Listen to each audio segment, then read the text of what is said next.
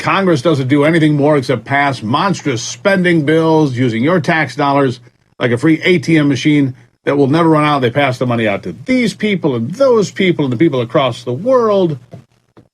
They just passed an $858 billion defense spending bill, as well as a stopgap bill that will fund the government all the way through next week. Then they'll try to figure out an even bigger spending bill that will fund the government for another week or two, or maybe a month. That is essentially all our elected leaders do now.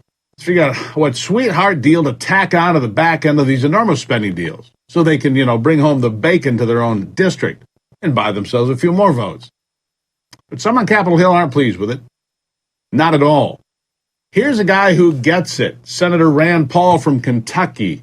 He gets it. Listen. 41 votes would stop the big spending.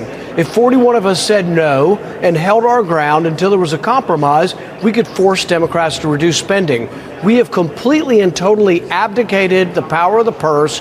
Republicans are emasculated. They have no power, and they are unwilling to gain that power back. The only way they can get it, divide the spending into 12 bills and then decide to hold one of them hostage or two of them hostage and then apply policy changes in the House.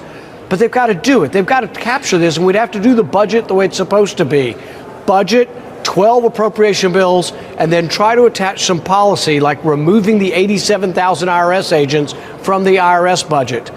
When we try to do it in one bill, the Republicans don't have the intestinal fortitude. They always collapse, and they fear shutting government down, so no policy objectives ever get added. Gutless wonders. Spineless, feckless weasels.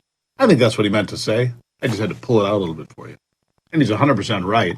A lot of Republicans in Washington, D.C. are completely and totally emasculated.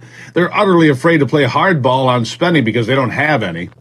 Mitch McConnell fears shutting down the government more than he fears anything in his life, meaning what the Republicans really fear is the Democrats and the media and how their propaganda will hurt their reelection chances. Oh, and how it'll hurt Mitch's bottom line and the cash flow with him and, of course, his wife, Elaine Chao.